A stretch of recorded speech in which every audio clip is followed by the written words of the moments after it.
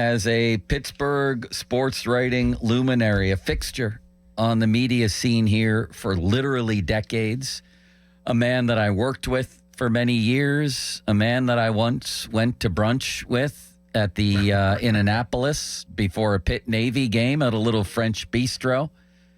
One of the truly good people in what can be a cutthroat business. It's a dog-eat-dog world out there, Bob. And this man carried himself with grace, dignity, class, friendly to all, amazing work ethic, a really versatile sports writer who could cover anything through all these years, and now getting ready to hang up the spikes, Mr. Jerry DiPaola of the Trib.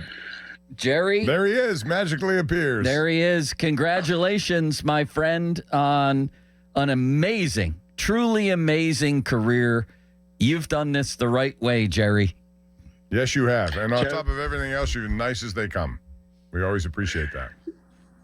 Joe, Bob, and Austin, I'm humbled. Joe, thank you so much for that great tribute. I'm not sure that I deserve all those accolades, but I had a great time working with you. And I know this. We'll always have Philip Rivers.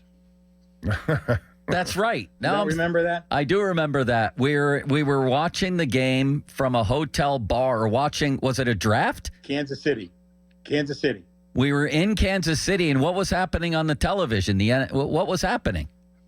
Philip Rivers was playing for North Carolina State against somebody that night. I can't remember who it was, but we were looking at him. I think we were saying the Steelers should draft him or something like that. You know. Yeah, we were saying that Cower wanted to draft him because it was from his alma mater. Right. I also remember. State, right. I also remember, Jerry.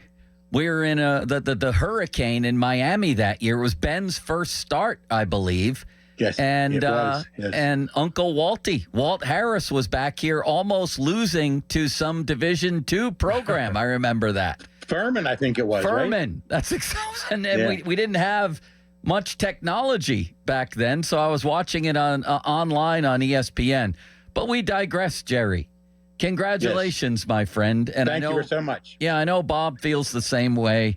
I would think everybody, literally everybody, and Austin as well, that you've come in contact with, you've treated the right way, man. It's just, it's quite a legacy. Well, Joe, I tried to be nice to everybody because I wanted them to be nice to me.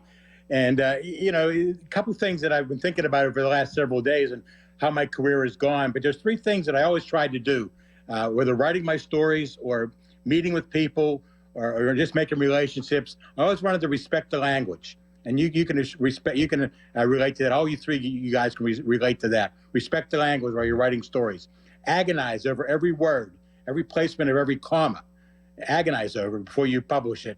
And the third thing, most important, be fair to everyone whose name appears under your byline. And I thought I did all three of those things as best I could since 1976, my first full-time job. And you know the guy who worked under me that year, Joe, 1976, at the Bellevue City and Suburban Weekly, City and Suburban Life. Tom McMillan was my ace reporter. Wow. On that staff in 1976. Wow. Well, and he just recently retired a few years ago. From his Penguins executive role, Bob. No, I just wanted to say you mentioned one thing there, three things, but the one thing that really stands out is fairness.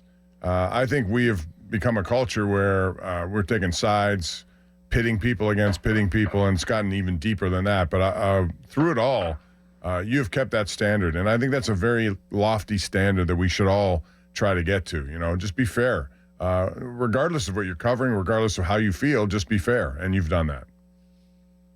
I appreciate that. That's what I tried to do through all those 50-some years, especially with Joe by my side, because Joe kept me honest. He honestly did. If he didn't like a story I wrote, he would tell me, and I appreciated that. You are the origin of the famous saying that's become part of this show is, I don't know, Jerry, you're the beat writer. Remember that? I'm the beat writer. I'd ask Joe a question, and Joe wouldn't know the answer to it, and he says, I don't know, you're the beat writer. Now that's become I won't have to worry about that after itself. Saturday. My last official assignment is Pitt Spring Game at Acrisure Stadium, and Joe, Pat Narduzzi expects you to be there.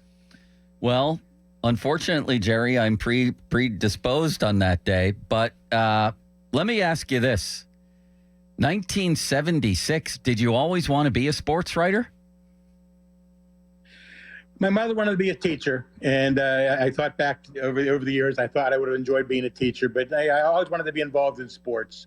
And I never was good enough to play on the high school basketball team. I got cut in ninth grade. I never good, big enough or strong enough to play football.